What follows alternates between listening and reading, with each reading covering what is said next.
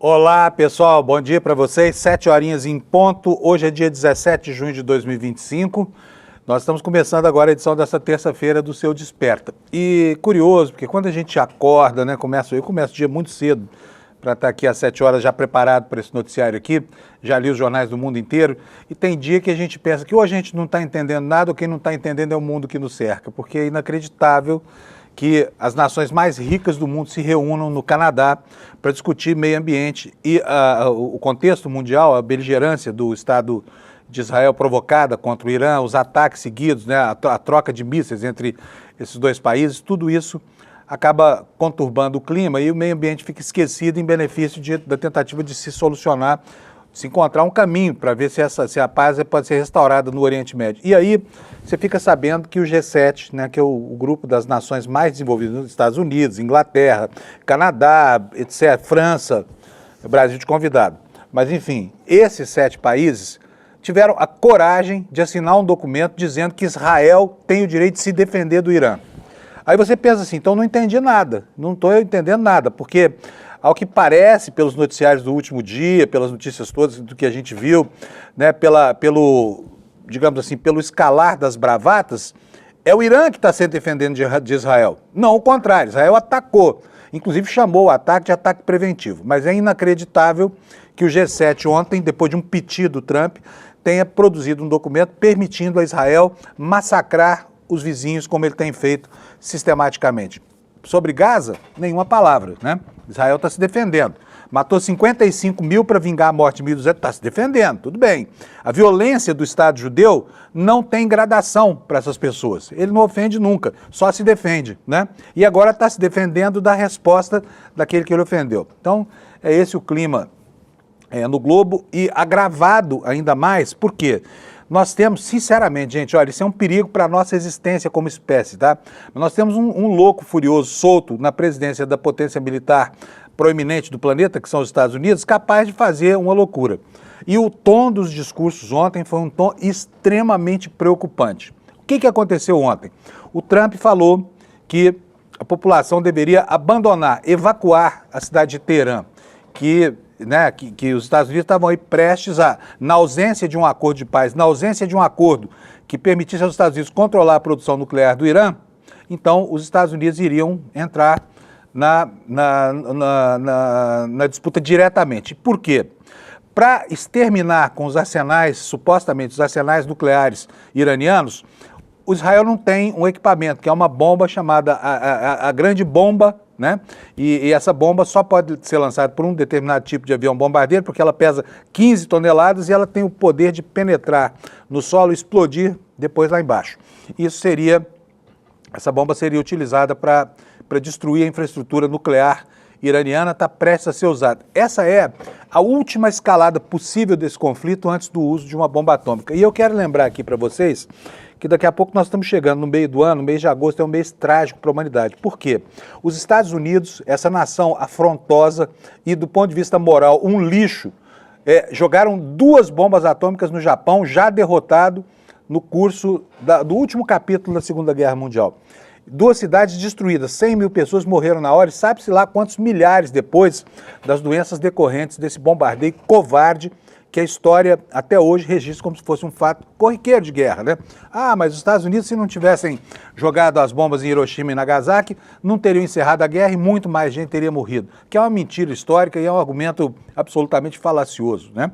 Mas, enfim, nós estamos vendo o colecionar de uma série de argumentos que nos mostram que o caminho para uma outra loucura como essa, outra desumanidade como essa, está aberto, né? Porque depois dessa bomba que os Estados Unidos ameaçam ceder a Israel para destruir a infraestrutura nuclear iraniana, não resta mais nada. É só mesmo escalar para uma guerra nuclear, que é um cenário apavorante para todo mundo. Para mim, tem até pesadelo de pensar nisso à noite, porque a gente fica pensando como é que será a nova ordem mundial depois que essa desgraça se abater sobre o planeta, né? E o planeta vai muito mal. E eu fico aqui pensando como é que será o mundo para minha neta, né, para os meus filhos que estão chegando agora ao mercado de trabalho, e eu tenho certeza absoluta que você deve estar muito preocupado com isso também.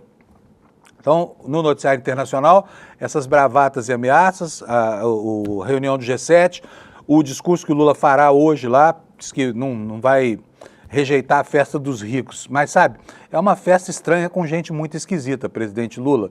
É uma gente que perdoa, né, ataques covardes como esse de Israel e Irã e dizem que é um ataque defensivo, quando o próprio Israel falou em ataque preventivo. Enfim, aqui no Brasil nós temos algumas coisas importantes acontecendo.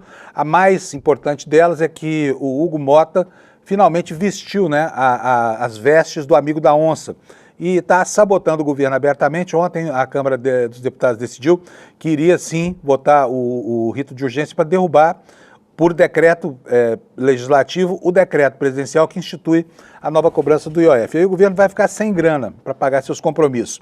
E o Congresso é um Congresso chupim, né? Um Congresso predatório, porque ele se apoderou do orçamento brasileiro com as emendas impositivas, criou mecanismos de submissão que são os orçamentos secretos, as várias modalidades que foram criadas aí e persistem na sombra, né? E agora vai derrubar o mecanismo proposto pelo governo e para colocar o que mesmo no lugar? Qual é a solução? Para salvar as contas públicas, para pagar o salário do professor, do bombeiro, para providenciar o material escolar dos alunos mais pobres do país? Não tem. Vai ficar sem. E o Congresso, né, que só tem gente interessada nos bilhões, nos 50 bilhões por ano do orçamento que vão parar no bolso dessa gente, está fazendo cara de paisagem para isso. Então, esse é o clima hoje no Brasil e no mundo, né, uma guerra fratricida entre judeus e iranianos, os antigos persas, né? E aqui no Brasil, uma guerra entre a oposição, que teve 346 votos ontem na urgência desse decreto, na votação desse decreto aí. Esse é o clima hoje no Brasil. Portanto, prepare-se para um dia bem pesado por aí, tá bom? Só que antes de falar do peso, vamos falar de coisas mais leves? Vamos falar de futebol, gente? Vamos, só um pouquinho aqui, como a gente faz todo dia. Cadê meu companheiro Alex? Bom dia, Panunzio. Opa, apareceu aí o Alex Amorim. Bom dia, comunidade. Como Tudo vocês bom, estão? Alex? Tudo ótimo, e você, Panunzio? Maravilha. Observando aqui essa Copa dos clubes aí, primeiro quero saber se você continua mantendo a expectativa de que o Palmeiras vai finalmente ter um Mundial ou não. Sim, estou esperançoso. Sim? E os clubes sul-americanos, Panunzio, querendo ou não, estão dando show. Ontem o Boca Juniors contra o Benfica deixou escapar a vitória. Eu estou nessa esperança, Panunzio, a gente ser o campeão mundial. Bi? Bi. Isso é para sepultar essa polêmica, viu, gente? Porque fala que esse negócio do Mundial de 51 aí é conversa fiada, viu? Sim. Não tô querendo provocar a torcida do Palmeiras, não, tá? Lembrando que essa análise é sem clubismo algum, hein, Panunzio? Sem clubismo, tá bom. Tô acreditando. É igual eu quando falo de Uberlândia. Não tem super idôneo, assim, honesto pra caramba, não tem, enfim. Sim. Olha só, agora vamos falar um pouquinho. Como é que foram os placares, João? Ontem o Flamengo que deu uma dentro, né, Sim. O Alex? O Flamengo ontem ganhou de 2-0 do Esperance da Tunísia, Panunzio, e jogou bem, gol do Arrascaeta e do Luiz Araújo, um golaço, e está em primeiro colocado acima do Chelsea, que ganhou de 2-0 do Los Angeles FC. E ontem, como eu falei, o Boca Juniors abriu 2-0, porém deixou o Benfica empatar com o gol do Otamendi após um cruzamento no escanteio. E hoje, Panunzio, teremos o Fluminense contra o Boca Juniors, River Plate e Uraia Hells, que é do Japão, o San contra Mamelodi Sundowns da África do Sul, e para finalizar teremos Monterrey e Inter de Milão, Panunzio. Tá, beleza. Agora, vamos falar sobre futebol aqui no Brasil? Que história é essa de que o Neymar promoveu um jogo beneficente e não vai participar dele? Me conta, que babado é esse aí, Alex? Então, Panunzio, esse confronto estava previsto para acontecer semana passada, porém o Neymar ficou com Covid e foi anulada essa partida. Lembrando que é ele e a patrocinadora Lovi que fizeram esse amistoso, que reunirá alguns nomes como Livinho, terá o Anão do Pânico também, então é um confronto... O Anão do Pânico vai jogar futebol? Vai. Periga o Santos contratar o Anão do Santos, hein? Porque, né? Imagine. Se contratar olha, até hoje é politicamente incorreto falar anão, tá? É um portador de... Eu não sei como é que é a referência concreta, mas nós estamos pisando na bola aqui, chamando de anão. Não é isso. Agora, de qualquer forma, usar esse estereótipo aí, né? Para fazer graça, eu acho terrível, sabe? Estou em sintonia com os bons tempos aí. Mas talvez esse portador de nanismo, que acho que é assim que fala, jogue mais futebol do que aquele anão futebolístico em que o Neymar se transformou, né? Será o novo baixinho Romário, Panunzio. Pois e lembrando, Panunzio, que ele estava escalado, porém ele não vai jogar. Ele quem? O anão ou o Neymar? Neymar? Ah, o Neymar. O Neymar, ele promoveu o evento e não irá participar. E nisso terá os convidados, como eu falei, Lucas Paquetá, Livinho. Também terá o Sequeira Júnior também. Então é uma partida imperdível. Não terá público, porém será transmitida ao vivo. E toda a renda, Panunzio, será disponibilizada para o Instituto Neymar Júnior. E lembrando que o Neymar está prestes a renovar o contrato ou não com o Santos, Panunzio. Beleza, maravilha. Então vamos ter lá. Pessoal do Santos, pode assistir o jogo que o Neymar não vai estar jogando, vocês não vão passar raiva, ele ficar no banco dos reservas, tá bom? Sim. E o destaque hoje é o portador de nanismo, né? O anão do pânico. O anão do pânico, que é o famoso anão do pânico. Sim. O mundo está realmente muito estranho. Vamos nessa, Mais alguma Panunzio. coisa sobre futebol, não? Apenas isso. Amanhã a gente traz bom. o resultado do Fluminense, que é o único brasileiro que jogará hoje, Panunzio. Valeu! Tá, eu quero saber o resultado do Santos também, viu, Alex? Você traz também o resultado do jogo do Santos amanhã. Quem é que vai jogar contra o Santos? É só o anão do Pânico, não? É o Lucas Paquetá, Livinho, Luva de Pedreiro. Vai ter uma loucura, só influenciador, que é o que o Neymar é hoje em dia. É um time de influencers. Isso, e o Neymar. Então tá bom. E nem assim o Neymar não vai participar? Eu acho que ele tá treinando pra virar treinador de influência pra nós. Acho que ele vai ficar um pouco... É técnico de influência, muito bom. Sim. Que Valeu. negocião que o Santos fez comprando o Neymar de volta. E agora é 30 de junho, né? Daqui a 2 semanas, ó. O contrato do Neymar tá vencendo aí. A galera do Santos tá feliz com ele? O Vamos youtuber do clube? Vamos nessa pra nos pro programa. Vamos nessa. Abraço. Obrigadão, tá? São 7h12. Gente, vamos pra gente aqui pra a meteorologia, né? Que a gente começa todo santo dia aqui com ela. E olha, tem novidade lá pro pessoal do Sul, né? Tá uma chuvarada lá já em Porto Alegre. Tô olhando aqui a previsão do tempo. No mapa do INMET tem 2 alertas severos lá para o Rio Grande do Sul. Olha, eu até abri eles aqui para consultar como é que estava agora o tempo. Mas olha, são 2 alertas aqui. Este aqui é um alerta de tempestade, valendo para a região mais a oeste e norte do estado, região de Erechim. E aqui de Santa Maria até Porto Alegre, um outro anúncio de tempestade, né? Aí fui procurar aqui no site do Weather Channel para ver como é que está a temperatura lá e encontrei isso aqui, ó. 17 graus de temperatura em Porto Alegre. Olha, aqui a gente vê direitinho, ó, a frente fria passando em cima da capital do Rio Grande do Sul e provocando lá preocupação porque tá chovendo rios lá em Porto Alegre, né? O Weather Channel diz que aqui, ó, light rain with thunder, chuva leve com trovões, com máxima de 20 e à noite 16 graus. Portanto, o gradiente térmico não está muito complicado, mas hoje vai ser um dia de tempo severo lá no Rio Grande do Sul. Vamos ver o que dizem esses alertas aqui. Vou começar por esse aqui, que é o mais grave de todos. Tá aqui, ó. Chuva entre 30 e 60 milímetros por hora, podendo chegar a entre 50 e 100 milímetros no acumulado do dia. E vai ter ventania também. Os ventos podem chegar a 100 km por hora, pode ter queda de granizo, com risco de corte de energia elétrica e quedas de raio. Então, se acautele aí, pessoal do sul do país, porque o tempo vai fechar, tá bom? Voltando aqui para a tela inicial do Instituto Nacional de Meteorologia, nós temos aqui outro alerta de chuvarada lá para o norte e oeste do estado do Amazonas e um terceiro aqui para o litoral de Alagoas e também de Sergipe, tá? Esse é o tempo no Brasil. Com relação às temperaturas, não há muito o que falar, não. Eu vou só pegar aqui, olha, em Curitiba, 11 graus de temperatura, tem sido a capital mais fria do país.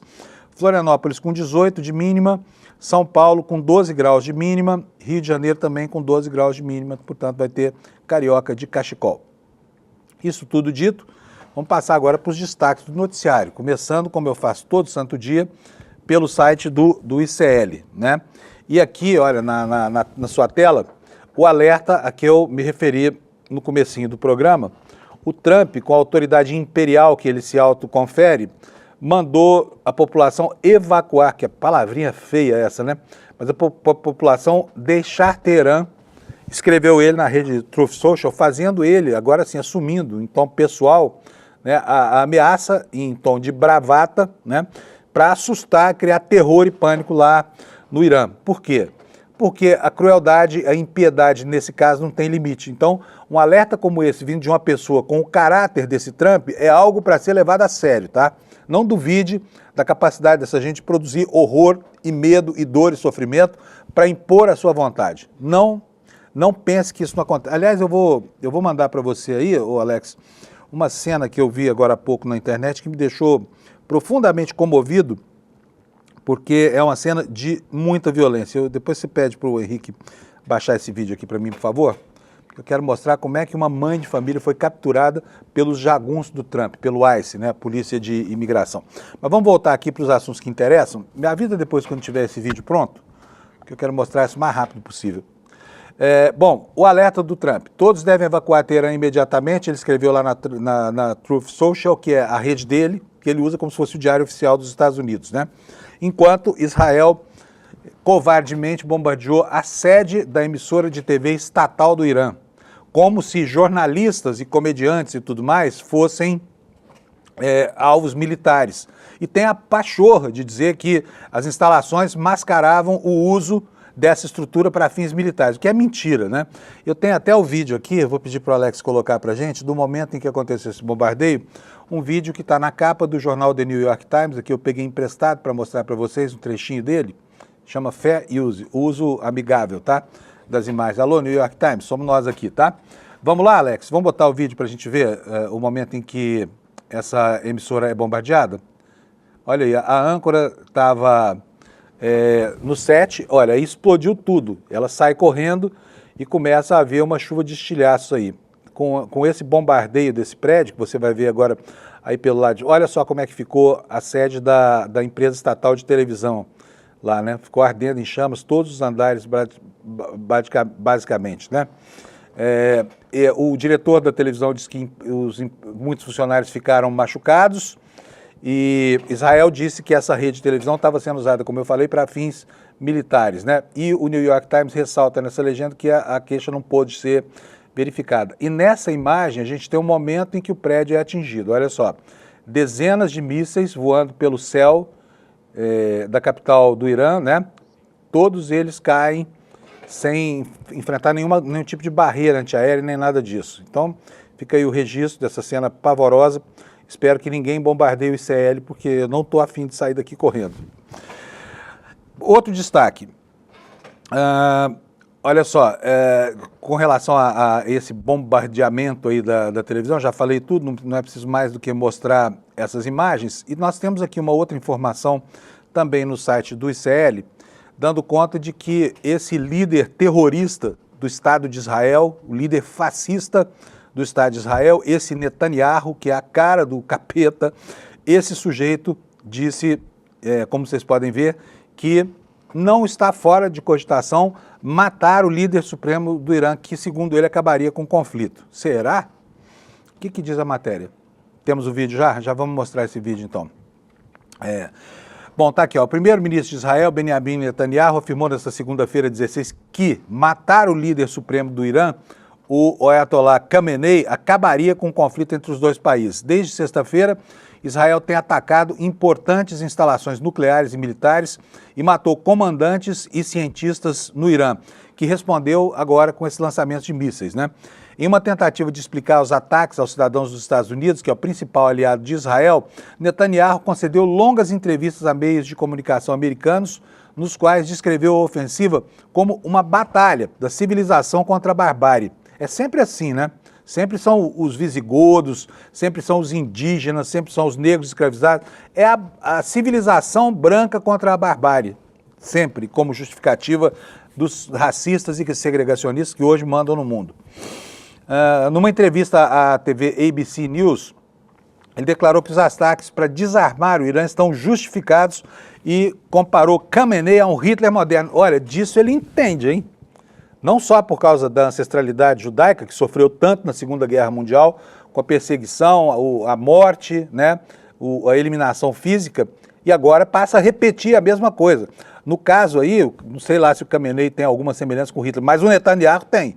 Esse tem, porque faz uma faxina étnica, quer separar lá o território do grande Israel, o Reich israelense, né?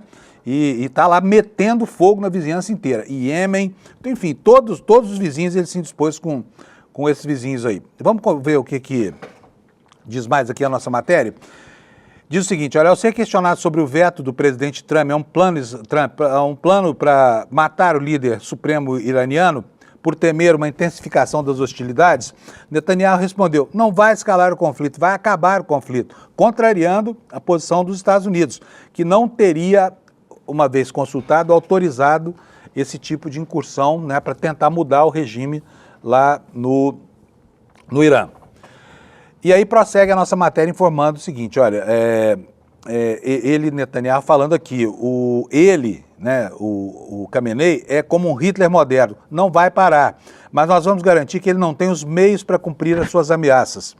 A guerra eterna é que o Irã quer, e eles estão nos levando à beira de uma guerra nuclear, diz de novo a maldição dessas ameaças de bomba nuclear. De novo, essa história toda, essa palavra está ficando banal na boca dessa gente, tá? Tudo é recurso à retórica militar nuclear, tá? Voltando o planeta a conviver com os humores, né, do finalzinho da Segunda Guerra Mundial. De novo, essa referência na história.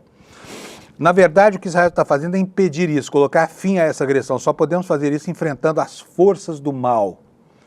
Acrescentou Netanyahu. Hoje é Tel Aviv, amanhã será Nova York, disse o primeiro-ministro ao jornalista da ABC, John Kahl. Para o dirigente israelense, recuar o programa nuclear iraniano significa prevenir a guerra mais horrível e imaginável e trazer paz ao Oriente Médio. Isso será possível se o Irã for derrotado, concluiu.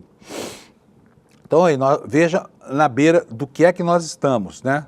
Em que situação o planeta se colocou e fica aqui a pergunta, né, que enseja uma interrogação para o futuro. Como é que a humanidade vai conviver com as sequelas de toda essa agressividade que está sendo, né, repisada há milênios, mas que agora ganha os ares mesmo de um sofrimento sangrento, né, e de um ódio, um desejo de matar, um desejo de vingança, que é uma coisa absolutamente inaudita e abjeta. E aí veio esse alerta do Trump. Um alerta, mais do que um alerta, é uma ameaça muito concreta. Põe na tela para mim, por favor, Alex. Todos devem evacuar Teherã imediatamente, escreveu Trump na Truth Social. O que foi que ele disse? O presidente dos Estados Unidos, Donald Trump, pediu nesta segunda que os moradores de Teherã deixem imediatamente a cidade, endossando os alertas do primeiro-ministro israelense Benjamin Netanyahu, que lançou um ataque em massa contra o Irã. Todos devem evacuar Teherã imediatamente, escreveu Trump na sua conta na plataforma Truth Social, durante a cúpula do G7 lá no Canadá, sem fornecer maiores detalhes. Mas ele deu um piti ontem, no meio da cúpula, resolveu sair. Disse, tem coisas urgentes que me chamam agora, importantes para resolver lá sobre o Oriente Médio. Vazou. Não assinou sequer o documento, né, pró-Israel, que foi produzido lá pela cúpula desses países ricos aqui e assinado igualmente por todos, dizendo que Israel tem direito de se defender. Mas depois voltou atrás e assinou o documento, se mandou, dizendo que tinha coisa mais importante para fazer. E aí, o Lula, que teria uma agenda bilateral com ele hoje, acabou dançando, né? Não vai ter mais a reunião entre os dois países. Sobre a crise, a nossa matéria continua dizendo o seguinte, cerca de 10 milhões de pessoas vivem lá na capital do Irã. A capital do Irã é uma cidade do tamanho do município de São Paulo, né, em população, é enorme. E esse alerta ocorreu enquanto Israel intensificava os ataques ao Irã, que, segundo o governo israelense, tem como objetivo destruir atividades nucleares contestadas do Estado teocrático do Islã, do Irã. Esse intertítulo que você está vendo aí, Trump e o conflito no Oriente Médio, coloca a seguinte questão. O exército israelense emitiu um aviso pedindo que os moradores de um distrito de Teherã evacuassem, repetindo a tática usada em Gaza, onde deslocou a maior parte da população palestina desde os ataques de 7 de outubro de 2023. Quer dizer, Israel está pensando que o Irã é Gaza, né? Trump tem evitado responder diretamente se os Estados Unidos participarão das ações militares israelenses, embora afirme que o país não esteve envolvido nos ataques iniciais. Em conversa anterior com jornalistas na cúpula do G7, que termina hoje, terça-feira, Trump declarou: assim que eu sair daqui, vamos fazer alguma coisa, mas eu preciso sair daqui antes. Não aconteceu nada durante o dia de ontem, tá? Só ameaça. Então, não sei qual era a tal emergência, mas à noite continuaram se seguindo os ataques, como vem acontecendo nos últimos dias, ainda sem essa big bomba, né? Uma bomba que seria só os Estados Unidos têm, só aviões americanos podem lançar, e desta forma, se houver esse tipo de recurso, usado para tentar, enfim, em nome dessa contenção do programa nuclear iraniano, isso será a entrada direta dos Estados Unidos nessa guerra. E aí só Deus sabe como é que fica a geopolítica global. A reação da China, reação da Rússia. Estados Unidos e Rússia andam muito amigos, né? Ontem teve novidades com relação a isso aqui. O Trump, inclusive, está se indispondo lá com seus próprios aliados por defender demais o atual presidente da Rússia. Mas vamos ver qual será a reação do planeta em face do escalar dessa batalha, da violência dessa batalha. E hoje, provavelmente, ficará definido qual é a participação dos Estados Unidos, que se continuar apenas apoiando material e atuando como orientador, né, como consultor militar de Israel, se vai passar a atuar diretamente com seus aviões e com as suas bombas. O que mais nós temos aqui no internacional, no noticiário internacional? Olha aqui, ó, vou mostrar para vocês a capa primeiro do Washington Post, está aqui. Aqui a imprensa americana fala exatamente desse recuo do Trump, que primeiro deixou a reunião do G7 dizendo que ia acontecer uma coisa super importante, urgente, e depois a volta dele, né, para assinar o documento aqui, ó, Trump reverte posição, assina a declaração do G7 criticando o Irã e apoiando o direito de Israel se defender. A declaração publicada chamou o Irã de a principal fonte de instabilidade e terror regional. Também reiterou que o Irã não pode possuir uma arma nuclear. Pergunto para você se você concorda com isso. Você concorda que o Irã é a principal fonte de instabilidade e terror no Oriente Médio? Eu não concordo. Eu acho que a principal fonte de terror e instabilidade no Oriente Médio é o Estado fascista genocida de Israel, porque é ele quem inicia todas essas coisas, salvo 1 ano e meio atrás, quando a operação estúpida, né, e absolutamente condenável do Hamas começou essa série de eventos que culminou no clima que nós estamos vivendo hoje, tá? Eu repito aqui, uma ação terrorista e perfeitamente reprovável em todos os seus aspectos. Mas daí em diante, o ímpeto virulento, venenoso, o ódio que enseja as ações de Israel prevaleceu e nós acabamos chegando onde chegamos, tá bom? Eu também tinha separado aqui uma capa do Times para vocês, mas não vou mostrar porque não tem nenhuma novidade, né? E eu quero mostrar esse vídeo que eu pedi para o Alex separar aqui, porque lá dentro dos Estados Unidos há um conflito, há uma guerra covarde. Não liguem para essa fumacinha aqui, tá, gente? Essa fumaça aqui é a fumaça do bem. Não bombardearam o nosso estúdio. É que eu ganhei um umidificador aqui, porque depois de 1 hora falando, a garganta fica seca e às vezes eu tenho até dificuldade para encerrar o programa. Então vai ficar essa fumacinha aqui do meu lado, não é nada demais, tá? Vamos lá. O que eu estava falando aqui? Estava falando sobre o conflito interno lá nos Estados Unidos.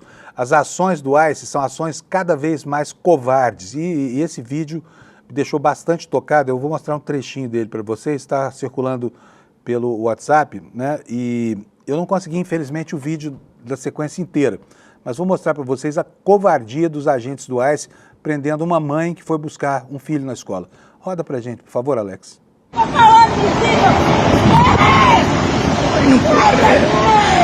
E aí, a pessoa que publicou, tá vendo, as súplicas de uma mãe não foram capazes de convencer os agentes do ICE. Olha como são toscos, né, e covardes. São vários homens aí que pegam a mulher, enfim, algemam, e tudo que ela fala, quem é que vai buscar os meus filhos na escola? Tá bom, Alex, pode vir para mim aqui, porque aí acabamos com esse vídeo aí, foi só isso mesmo.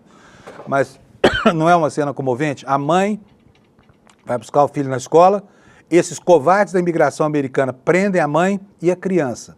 Como é que fica a criança, filha de uma família, ou às vezes de uma mãe solo, né, em território americano, que não tem referências familiares, que não tem apoio de ninguém e ainda é tratada com essa vilania, né? É uma cena que dá um engasgo na garganta da gente, porque ela é muito, muito brutal, né?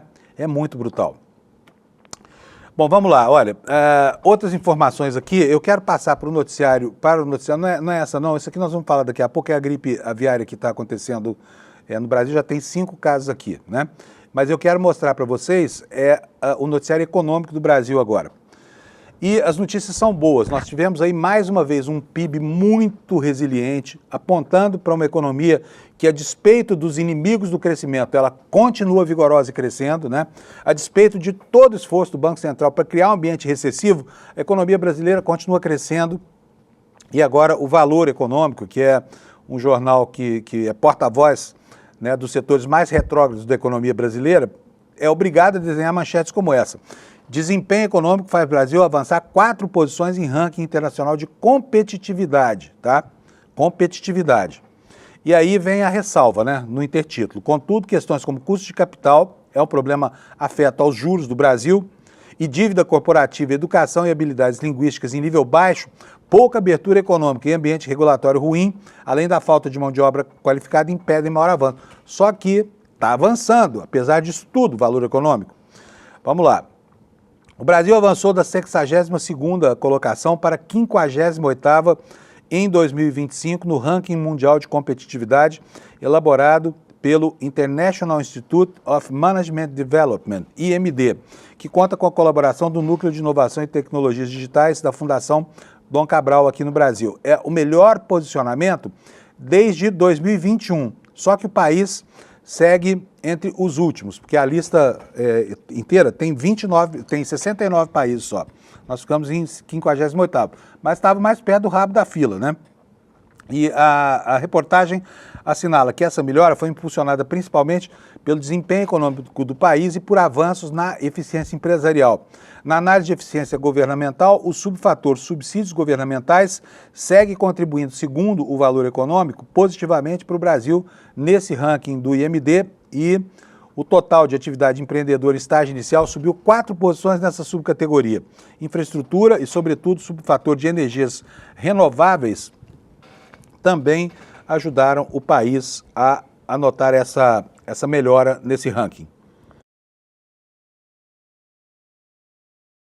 Vamos continuar aqui com o noticiário econômico. Nós temos um monte de informações hoje para tratar com vocês. O Copom deve se reunir amanhã para começar a declinar, ou pelo menos começar a nivelar, né, o nível de juros aqui, já que não há expectativa nenhuma de que os juros terminem no patamar abaixo do patamar atual. E nós temos aqui, sobre esse assunto, uma manchete no site UOL, que é essa aí que você está vendo na sua tela. Olha, começa hoje uma reunião que pode encerrar um ciclo de alta na taxa básica de juros. Tá? É o que nos informa aqui o site do Universo Online. E a reportagem diz o seguinte: os diretores do BC, do Banco Central, voltam a se reunir hoje para definir o futuro da taxa básica de juros. Esse encontro é realizado em meio à indefinição do mercado financeiro sobre o fim do ciclo de elevações da taxa Selic. A reunião do Banco Central começa hoje, ela termina só amanhã, é só amanhã que a gente vai saber minimamente o que eles decidiram lá.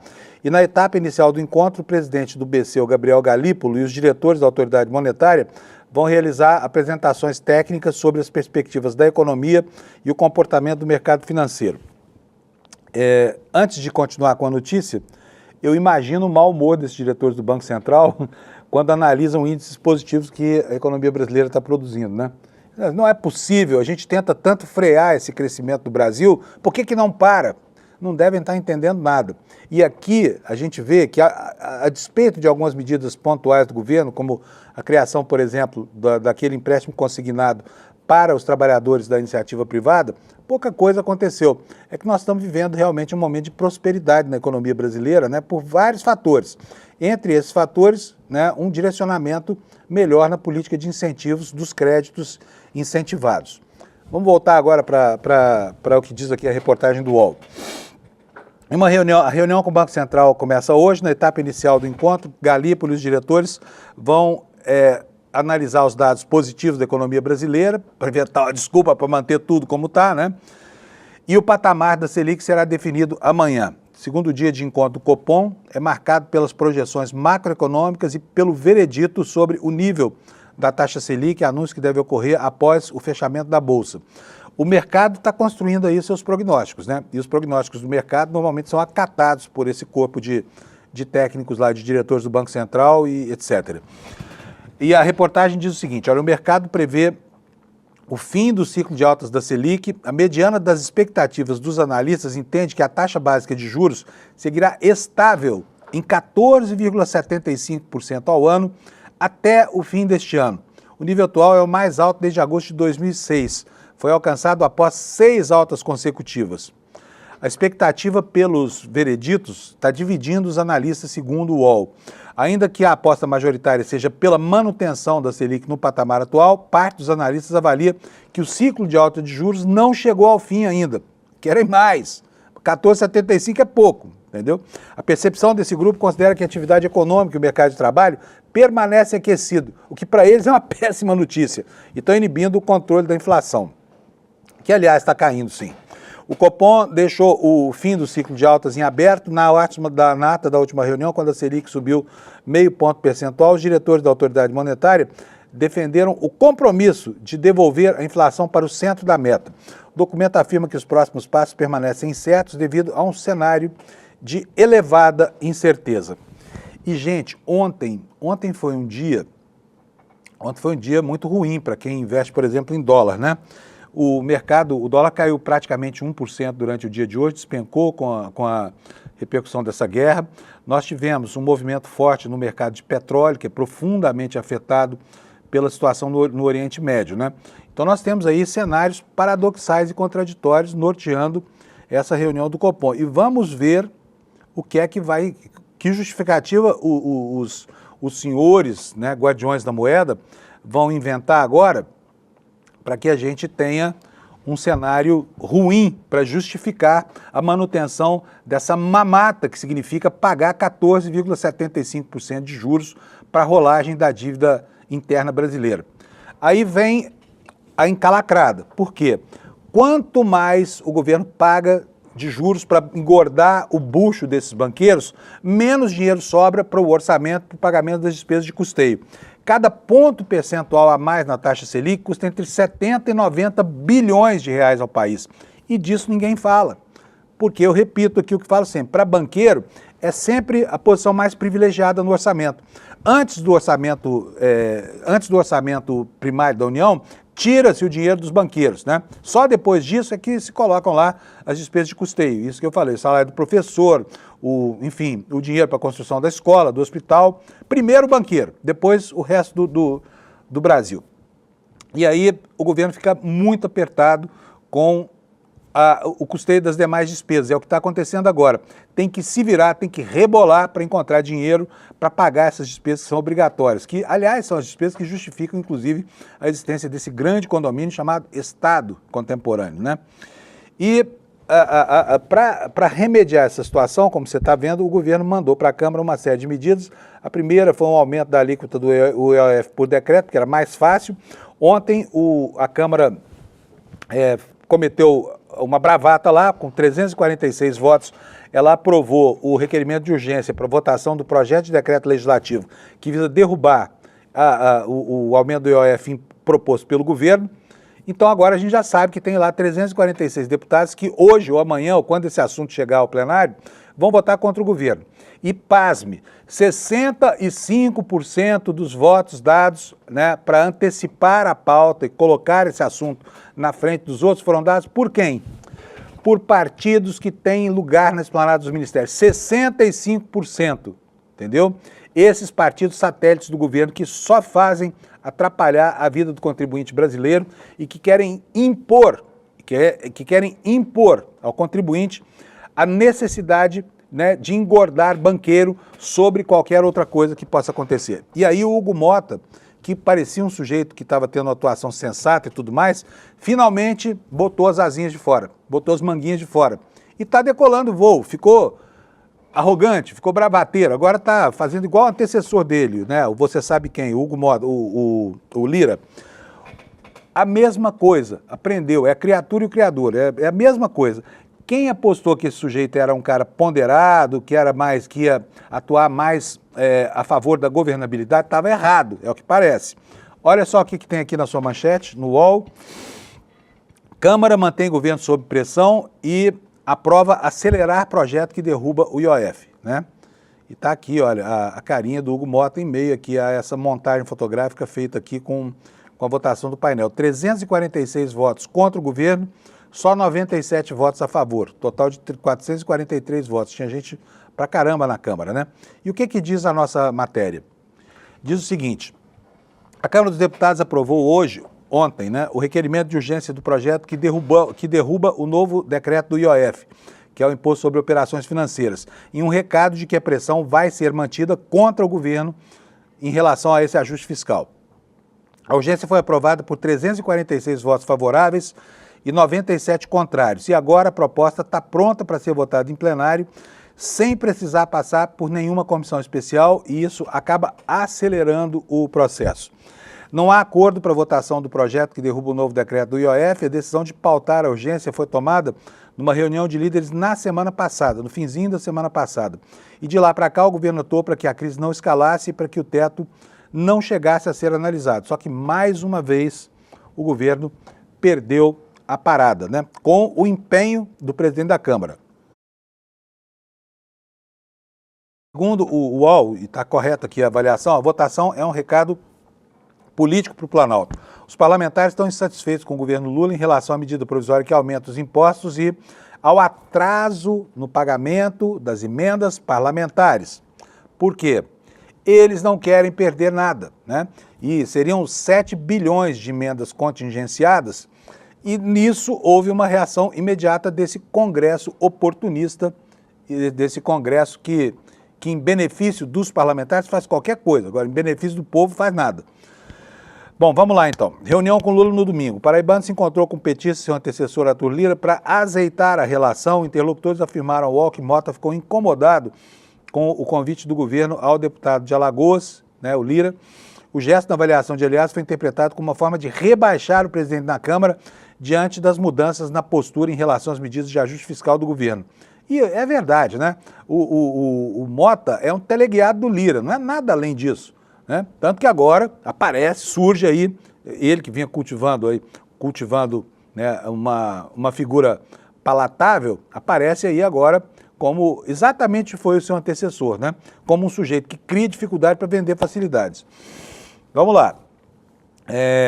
Hoje o chefe da Casa Civil, ontem, a Gleisi Hoffmann e o Rui Costa se reuniram com o Hugo Mota, mas dessa reunião não resultou nada de positivo para o governo. A medida provisória com alternativas ao aumento do IOF, ela foi enviada ao governo, pelo governo ao Congresso. A medida provisória prevê incidência de imposto de renda para novas emissões de títulos como LCA, né, do crédito agrícola, LCI, do crédito imobiliário, CRI, que é o certificado de recebível imobiliário, e o CRA, que é o certificado de recebíveis do agronegócio, e debêntures incentivadas em uma alíquota de 5%.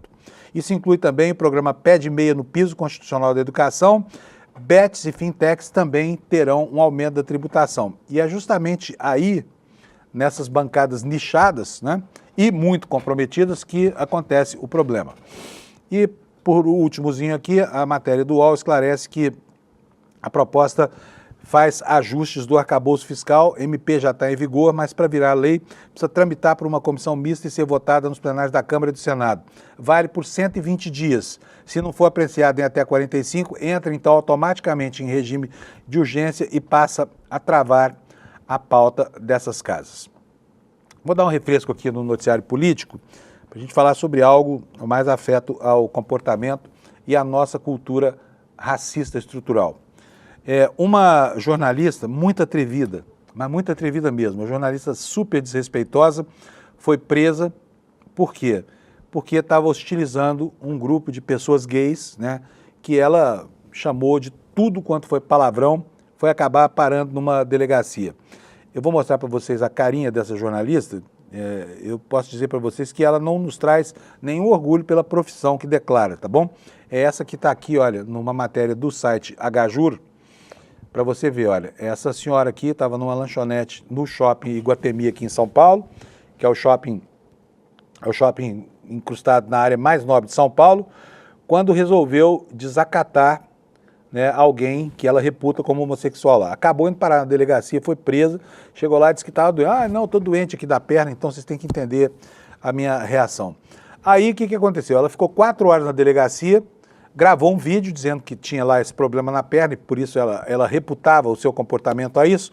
mas imediatamente já começou a destratar outras pessoas. Eu vou mostrar para você, se você tiver uma criança aí do seu lado, tire de perto do seu alto-falante.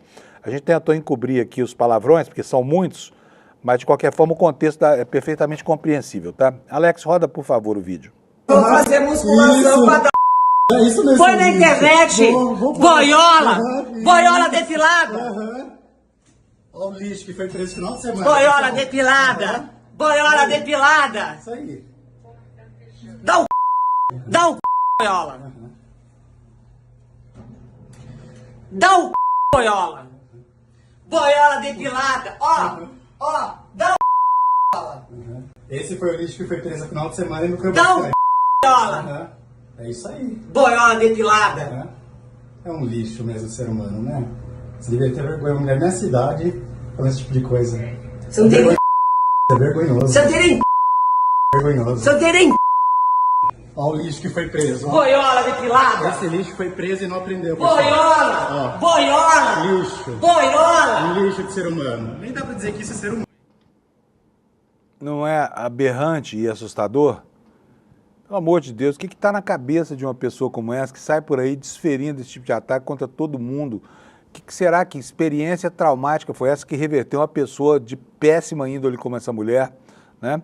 É a quem nem mesmo, né, a reprimenda que tomou na véspera dessas declarações aí serviu para aplacar esse ódio todo que ela tem de homossexuais. E pergunto para vocês, o que ela tem a ver com isso? Sabe? O que ela tem a ver com isso? O que ela tem a ver com a condição sexual de quem quer que seja?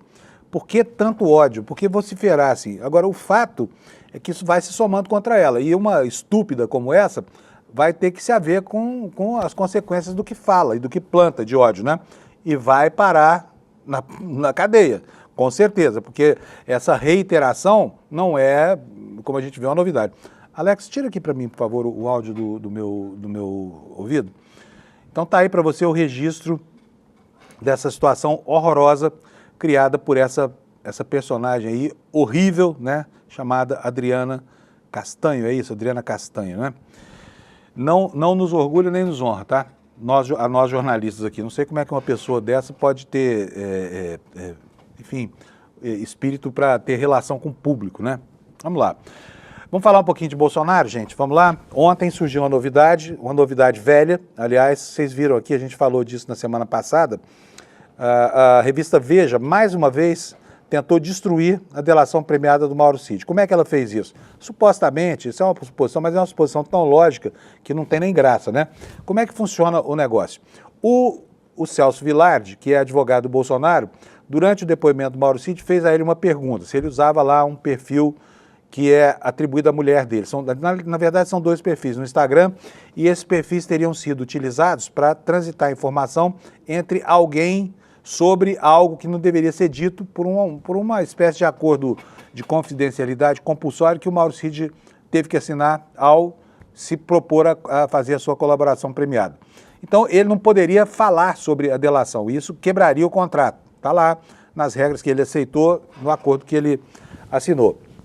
Mas o Vilardi veio com essa, não se sabe como é que ele obteve essa informação, diz que ele estava usando o perfil da mulher para se comunicar, portanto ele quebrou a cláusula de sigilo da delação premiada e isso enseja a anulação da delação premiada. Ocorre que antes de falar sobre a notícia em si, eu preciso explicar para você algo que as pessoas precisam ter em mente. Ainda que o Mauro Cid venha a perder os benefícios da delação premiada, isso não vai desqualificar as provas que foram produzidas a partir dos caminhos que ele indicou. Ou seja, ele pode voltar para a cadeia, pode ter o pai implicado nas denúncias, porque o pai era cúmplice dele, né? Na história das joias e muitas outras. Mas o conteúdo probatório não muda.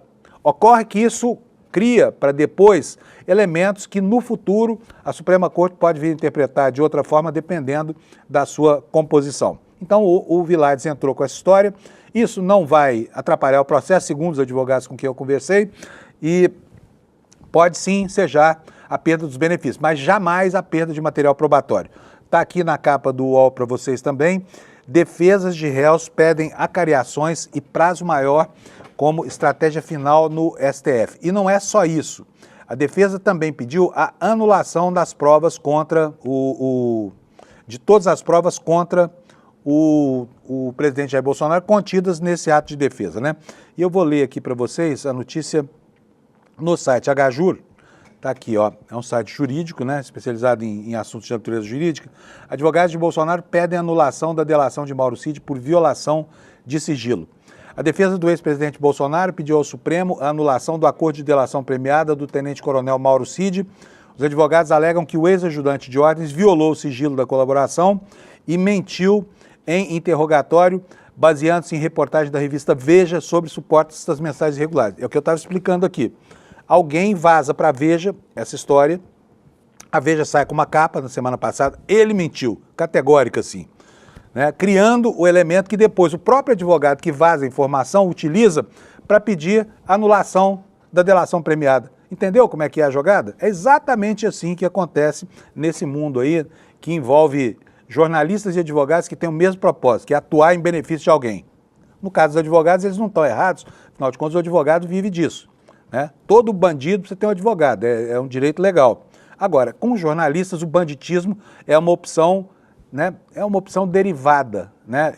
É uma opção por quem tem algum apreço ético e quem não tem nenhum apreço ético. Mas vamos lá. A defesa do ex-presidente Jair Bolsonaro pediu ao Supremo Tribunal Federal a anulação do acordo de delação premiada do tenente-coronel Mauro Cid. Os advogados alegam que o ex-ajudante de ordens violou o sigilo da colaboração e mentiu em interrogatório baseando-se na matéria da revista Veja. O pedido foi protocolado ontem, segunda, no Supremo, onde Bolsonaro era réu por liderar a trama golpista. A defesa sustenta que Cid teria usado perfis em rede social para revelar os termos da tentativa de acordo. E aí o Xandão, o que ele fez? Pediu a preservação dos conteúdos do Instagram, porque esses canais que o Mauro Cid teria usado seriam canais do Instagram, né, na área de mensagens diretas. E o que fez o ministro Alexandre de Moraes? Fez o seguinte, olha, a defesa de Mauro Cid negou... Não, peraí, vou ler direitinho aqui para vocês, começando pelo começo. O ministro Alexandre de Moraes determinou na sexta-feira que a Meta preserve os conteúdos de 2 perfis no Instagram supostamente usados por Mauro Cid. A decisão inclui fornecimento de dados cadastrais das contas, incluindo responsável, e-mail e número de telefone. A defesa de Mauro Cid negou ao Supremo que ele tenha usado os perfis mencionados e pediu a apuração dos fatos. As mensagens teriam revelado detalhes sobre as tentativas de delação e críticas à atuação dos investigadores. Esse caso ganhou repercussão depois que reportagens indicaram que Cid teria se comunicado de forma irregular durante esse processo de delação premiada. As alegações colocam em xeque a credibilidade do acordo firmado com a Justiça. E o que os advogados estão questionando? Estão questionando, você pode ver aqui no intertítulo dessa reportagem, a credibilidade e a voluntariedade da colaboração. Para a defesa de Bolsonaro, os fatos são graves e demonstram descumprimento do acordo de delação premiada. De fato, o teor das diversas mensagens expõe não só a falta de voluntariedade, mas especialmente a ausência de credibilidade da delação, escreveram os advogados na petição. Os defensores pedem que sejam anulados os depoimentos e também as provas decorrentes da colaboração, argumentam que supostas violações tornam ilícitos os elementos probatórios obtidos através do acordo com Mauro Cid. Mas a própria matéria do HJUR também valida o ponto de vista da jurisprudência do Supremo, ou seja, ela informa que o Supremo Tribunal Federal tem decisões muito sólidas que caminham no sentido contrário a essa pretensão, ou seja, pode-se até anular uma delação premiada, mas, como eu disse antes, o conteúdo probatório permanece. O que diz aqui a matéria? As provas produzidas durante a colaboração permanecem válidas para o processo. Essa interpretação busca preservar elementos probatórios já obtidos, mesmo com eventual descumprimento posterior do acordo pelo colaborador. A decisão sob pedido da defesa de Bolsonaro vai ficar a cargo de quem? Dele, né? O inexpugnável Alexandre de Moraes, relator do caso. O magistrado deverá alegar se houve efetivamente violação dos sigilos e suas consequências jurídicas. Agora, olha, o Mauro Cid é um personagem tão nefasto, é um personagem tão prolixo, né? Inclusive na sua voluntariedade mesmo, como falou, porque ao que ficou absolutamente transparente durante todo esse processo é de que tudo que ele fez de má vontade. Fez por quê? Para salvar a própria pele um pouquinho mais. Porque não é só ele que está em jogo, é ele e mais família, porque ele envolveu todo mundo nessa trama para atender ao Jair Bolsonaro. Então, Mauro Cid merecia mesmo perder esse benefício, sabe? Merecia mesmo voltar para a cadeia. Ele está com a vida muito fácil e está aí correndo um risco sério, porque o Alexandre de Moraes já foi extremamente complacente com os comportamentos indecorosos, né, e sabotadores desse sujeito que, até agora, apesar de tudo que está se escrevendo nos autos do processo, não recebeu nenhuma crítica de Jair Messias Bolsonaro. E fica aqui a pergunta: por quê? Por quê? Olha, são 7h56, eu só queria comentar com vocês aqui mais duas informações que são dos últimos dias. A gente abordou pouco aqui no programa, até porque os fatos estavam se formando. Mas nós tivemos aí uma bravata do Flávio Bolsonaro, que é uma bravata seríssima, e que pode, inclusive, criar problemas para ele lá no Supremo. Disse que se o Congresso, se o Brasil não eleger um presidente que banque a anistia que vai ser decretada pelo Congresso, então vai ser preciso usar a força.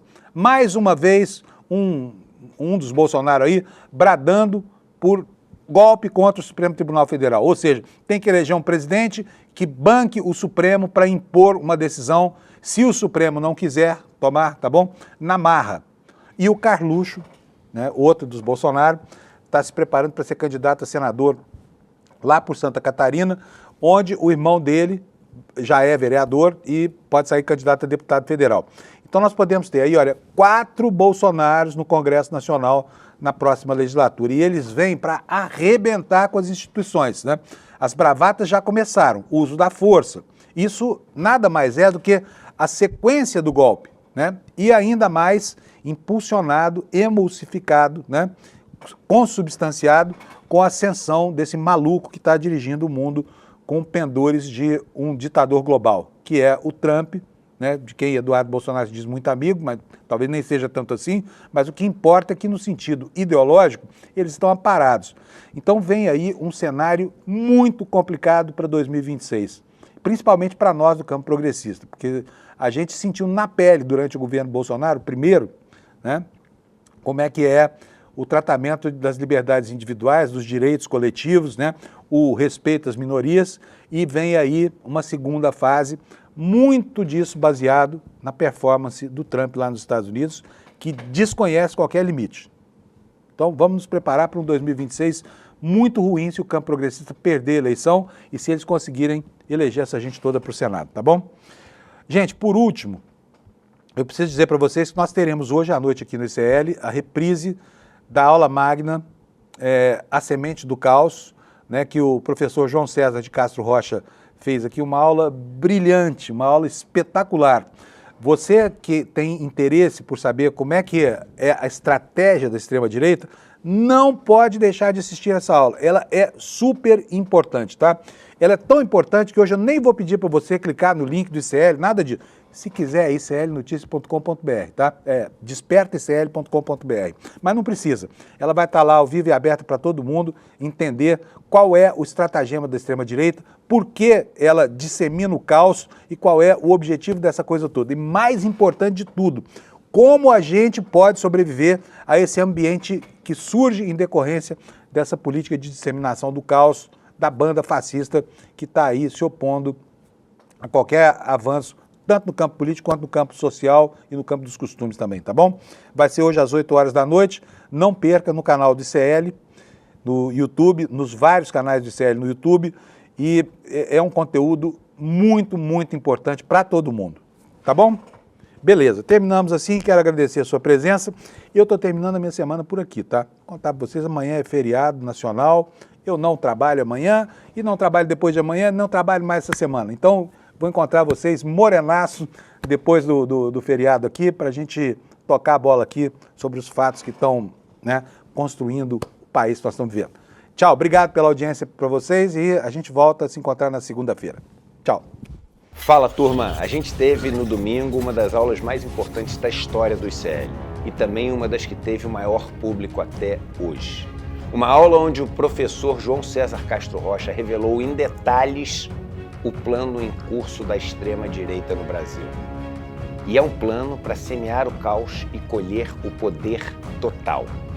Se você não assistiu essa aula, você tem a obrigação de fazê-lo. Isso porque se todos não souberem do que está acontecendo e se a gente não se juntar para enfrentar, a gente corre o maior perigo que já correu até hoje. A gente liberou o replay dessa aula para que você possa assistir.